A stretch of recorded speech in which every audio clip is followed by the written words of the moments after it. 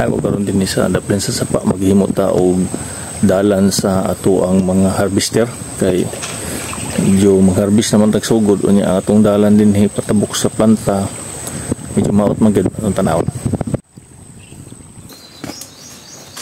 Ala kayo don friend pala himo og dalan diha dapin sa sapa para natay kaagihan mag-harvest ana kayo para panington pug ka dagko ng bukton way pulos. Sige kayo diha kayo.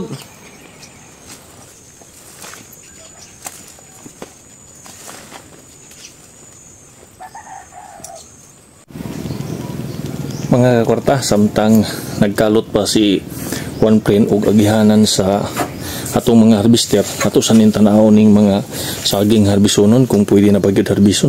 Light blue man kuno. Ito ni. Oh, muli ang harvestable nga saging nga ato ang gihimo og dalan. Oh, pwede naman kito dai hinuon. Pwede naman kito eh. So 14 weeks. Week 14. Sabutan ng week 14. Pila na kasi mana karon?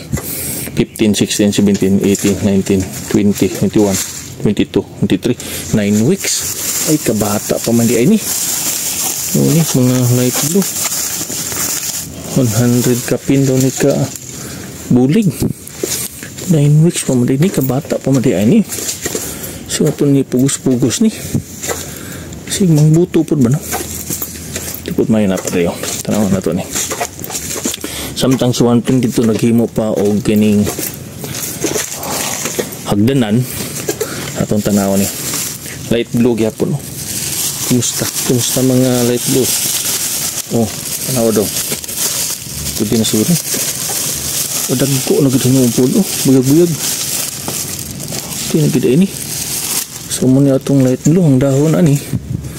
1, 2, 3, 4, 5, 6, 7, 8, 9,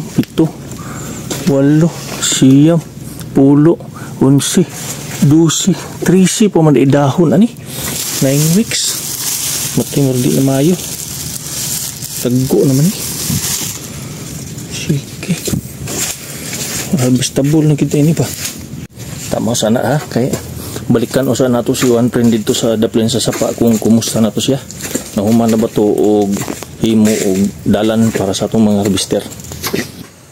Niya na, hapit na nahuman si Juan Prin og himo og dalan atong gibutangan og kining simento blocks ang ato ang tamakanan para dili mga lubong ang ato ang mga harvester saka kana og sa sapa nga magpas-an sa saging. Kana lang daghang kay salamat sa pagtan-aw.